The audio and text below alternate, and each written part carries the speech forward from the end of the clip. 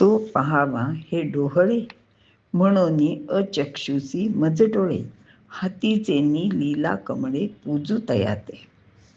ओवी आहे 223, अध्याय आहे 12वा. अर्थ असा आहे की भगवंत अर्जुनाला सांगतायत की अरे, माझ्या भक्ताला पाहण्याच्या अगदी तीव्र इच्छेमुळे निर्गुण असा जो मी, तो नेत्रादी इंद्रिय धारण करतो आणि हातातील कमलाने त्याची पूजन सुद्धा करतो. भगवान श्रीकृष्ण हे द्वारकेत राहत होते. द्वारकेचा राणा होते. खरं तर ते त्रैलोक्याचेच राजे होते. पण आता त्याच्या लीला चरित्र असल्यामुळे किंवा त्यांनी भगवंतांनी श्रीकृष्णाचा अवतार धारण केलेला असल्यामुळे ते द्वारकेचे राजे होते आणि द्वारकेत त्यांचा वास होता. द्वारकेत तर आपल्याला माहिती आहे त्यांचा खूप मोठा महाल होता. त्या महालात त्यांचे एक अगदी छोटेखानी पण सुंदर असे देवघर सुद्धा होते. आता आपल्याला प्रश्न पडेल की श्रीकृष्णाच्या घरात किंवा त्याच्या महालात देवघर कशासाठी? देवघर म्हणजे जिथे देव असतात किंवा जिथे देवांची पूजा केली जाते असं ठिकाण. आणि भगवान श्रीकृष्ण रोज सकाळी आपलं स्नान संध्या सगळं आटपलं की त्या देवघराचं दार लावून घ्यायचे आणि चांगले 1 तासभर तिथे बसायचे. आणि त्यावेळी मात्र त्या देवघरात कुणालाही प्रवेश असायचा नाही. अगदी कडेकोट बंदोबस्त असायचा आणि बाहेरच्या त्या पहारेकऱ्याला सांगितलेलं असायचं की माझी पूजा होऊन मी बाहेर येईपर्यंत मी कोणालाही भेटणार नाही आणि तू कोणालाही आत सोडायचं नाहीस. आणि अनेक दिवस हा त्यांचा नित्यक्रम चालू असतो. एक दिवस काय झालं, आता आपल्याला तर नारद मुनी माहिती आहेत, मनात आलं की तिथं जायचं. आणि नारद मुनींचं वैशिष्ट्य असं आहे की त्यांना कोणाचंच घर वर्ज्य नाही. ते स्वर्ग, पाताळ, पृथ्वी, राक्षस, भक्त, काय जे कोणाकडेही ते जाऊ शकतात आणि कोणाकडे जिथे जातील तिथे त्यांना अगदी मोठा मान मिळायचा. असे ह्या नारदांचं खूप वैशिष्ट्य आहे, कारण नारद हे खूप मोठे भक्त होते भगवंताचे आणि त्यांना त्रैलोक्यात सगळीकडे फिरण्याची जणू काही आपण म्हणतो ना पासपोर्ट मिळालेला होता, त्याप्रमाणे ते सगळीकडे फिरायचे. आणि आज नारदांना वाटलं की चला, खूप दिवस झाले श्रीकृष्णाचं दर्शन नाही घेतलं, जरा जाऊ, थोडं त्याच्याशी गप्पा मारू, त्याच्याशी बोलू, त्याला भेटू आणि मग जाऊ, आपल्याला काही घाई नाही आहे. आणि मग काय, नारद मुनी नारायण नारायण करत द्वारकेत प्रवेश केला. द्वारकेत प्रवेश केला, ते गेले राजवाड्यात, श्रीकृष्णाच्या महालात गेले. आणि महालात गेले तर त्यांनी त्या द्वारपालाला विचारलं की अरे, श्रीकृष्ण कुठे आहेत, तुमचे महाराज कुठे आहेत? तर ते म्हणले, नारद मुनी हळू बोला, महाराज आतमध्ये पूजा करतायत.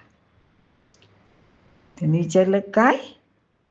तर म्हणे, अहो हो, आमचे महाराज म्हणजे तुमचे श्रीकृष्ण आतमध्ये पूजा करतायत आणि पूजा करताना त्यांना कोणीही व्यत्यय आणलेला चालत नाही. त्यांनी सांगितलंय की माझी पूजा झाल्याखेरीज कोणालाही आत सोडायचं नाही. तेव्हा माझा नाईलाज आहे, मला क्षमा करा. आपण नारद मुनी आहात, तुम्हाला सगळीकडे प्रवेश आहे, सगळं मला माहिती आहे, पण महाराजांची मला सक्त ताकीद आहे की कोणालाही आत सोडायचं नाही. नारद मुनी म्हणले, ठीक आहे, पण तू परत एकदा मला सांग की श्रीकृष्ण आत काय करतोय? ते म्हणले, अहो ते पूजा करतात, आता नाही रोजच करतात, ही त्यांची पूजेची वेळ आहे, मी तुम्हाला सांगितलं ना. तुम्ही बसा ना, इकडे बसा, नाही तर भाईसाहेबांच्या महालात जा, नाही तर त्यांच्या महालात जा, नाही तर बलराम दादांना भेटून या, नाही तर मोठ्या महाराजांना भेटून या, तोपर्यंत त्यांची पूजा आटपेल. तुम्हाला काही त्या खोलीत मला सोडता येणार नाही. महाराजांना कळेना, हा सगळ्या देवांचा देव, हा सगळ्या जगाचा स्वामी, हा कुणाची पूजा करतो आणि हे दार का एवढं लावलेलं आहे, कुणाला आत का सोडायचं नाही? आता मला बघितलंच पाहिजे की हा कोणाची पूजा करतो. म्हणून ते इकडून तिकडून सगळीकडे बघतात, सगळीकडे डोकावून बघतात, खिडकी बंद, दार बंद, हे बंद ते बंद. आता काय करावं? आता तर नारदांना चैन पडेना. आता ते पाहिल्याखेरीज आपल्याला माहिती आहे की एखादी गोष्ट नको करू म्हटली की ती करेपर्यंत आपल्याला चैन पडत नाही. तसंच काहीसं नारदांचं झालं. आणि शेवटी त्यांना एका ठिकाणी एक छोटासा झरोका दिसलाच, आणि त्या झरोक्यातून त्यांनी अगदी असा असा एक डोळा लावून बघितलं, तर खरोखर आज श्रीकृष्ण पूजा करत होता. आता श्रीकृष्ण पूजा करताना त्यांनी बघितलं की फुलं वाहत आहेत, त्यांच्या पुढ्यात ती सगळी पूजेचं साहित्य आहे, आरतीचं ताट आहे, सगळं सगळं आहे. पण त्यांना कळत नव्हतं की ते नेमकी कोणाची पूजा करतायत. आता म्हणजे थोडी उत्सुकता कमी झालीच की नाही, फक्त एवढं कळलं की ते पूजा करतात. आता नारदांना काही पर्याय नव्हता. शेवटी ते बाहेर त्या रिकाम्या एका आसनावर बसले, तिथे नारायण नारायण करत अगदी शांतपणे बसले. आणि मात्र डोक्यात विचार हाच की खरंच हा भगवंत कोणाची पूजा करत असेल, आणि ते कळल्याखेरीज आता काही ह्यांना चैन पडणार नव्हतं. झालं तोपर्यंत श्रीकृष्ण आपली पूजा वगैरे सगळं आटोपून बाहेर आले. अरे नारद मुनी, तुम्ही कधी आलात? म्हणून श्रीकृष्णांनी त्यांना वंदन वगैरे केलं. ते म्हणले, ते कृष्णा मी कधी आलो ते वगैरे सोडून दे, तू पूजा करत होतास ना तेव्हा मी आलोय. मी किती वेळ बाहेर खोळंबलोय. आता मला एक तू सांग की तू कुणाची पूजा करत होता असं इतका वेळ?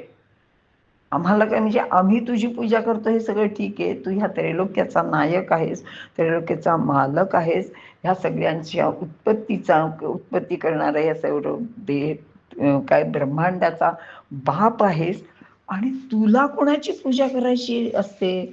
तर मला आता काही कळत नाही, तू मला लवकरात लवकर सांग. तर श्रीकृष्ण हसले आणि म्हणाले, अहो तुम्हाला एवढं का आश्चर्य वाटतं? जसं तुम्ही भक्त माझी पूजा करता, तसे माझे पण भक्त आहेत, त्यांची मी पूजा करतो. ते माझे खूप जवळचे भक्त आहेत आणि त्यांना मी तेवढाच मान देतो. हो, आता कोण कोण आहेत तुमच्या भक्त मंडळीत? आणि तुम्ही पूजा करता म्हणजे काय करता? तर ते म्हणले, काही नाही, मी अगदी पूजा म्हणजे आपण जशी पूजा करतो तशी सागर संगीत अगदी षोडशोपचारे पूजा करतो, आरती सुद्धा करतो, सगळंच करतो. तर ते म्हणले, हो का, बरं. पण म्हणे मग आता ते तुम्ही पूजा करता ते भक्त नेमके तुमचे कोण कोण आहेत?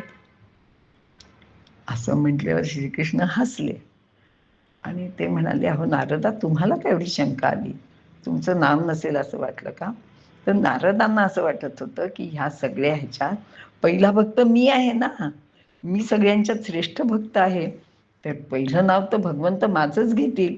आणि म्हणून अगदी उत्सुकतेने चेहऱ्याकडे बघत नारद मुनी श्रीकृष्णाच्याकडे अगदी असे फार टक लावून बघत होते आणि कान अगदी असे आतुरले होते की आता श्रीकृष्ण सांगणार की अहो नारद, पहिलं नाव तुमचंच आहे. तर ते म्हणतात, नाही हो, माझे किती भक्त आहेत नारदा. प्रल्हाद आहे, ध्रुव आहे, पराशर आहे, हनुमान आहे, तुम्ही आहात, असे अनेक भक्त आहेत म्हणे. तर आपल्याला तर तो श्लोक माहितीच आहे, प्रल्हाद नारद पराशर पुंडरीक, असा तो सगळा श्लोकच भगवंताने म्हणून दाखवला. आणि मग नारदांना थोडंसं वाईट वाटलं. ते म्हणले की देवा, माझा नंबर दुसरा आहे. देव हसले. देव म्हणाले, अहो नारदा, पहिला आणि दुसरा असं काही नसतं, पण तुम्ही विचार करा त्या प्रल्हादांनी किती कष्ट सोसले. का? तर तो फक्त माझं नाव घेत होता म्हणून. अहो तुम्ही माझं नाव घेऊन मोठ्या पदाला चढलात, आणि तो बिचारा तो प्रल्हाद रोज दिवसाला मरणाचा सामना करत होता. त्यांनी किती यातना सोसल्या, पण त्यांनी माझं नाव सोडलं नाही. आता त्याचा नंबर जर पहिला असेल तर तुम्हाला का बरं वाईट वाटतंय? आणि मी खरंच सांगतो की मी माझ्या हातातल्या कमळांनी त्याची पूजा करतो. त्याला आलिंगन म्हणजे सर्वच भक्तांना आलिंगन देण्यासाठी मला 2 हात कधी कधी पुरत नाहीत हो. मग मी 4 हात घेऊन येतो, दोवरी दोन्ही भुजा आलो घेऊनी, असं स्वतः भगवंत सांगतात. अशा रीतीने हा भगवंत सुद्धा आपल्या भक्तांची पूजा अगदी तन्मयतेने करतो, असं आपल्याला या ओवीद्वारे ज्ञानदेवांनी सांगितलेलं आहे.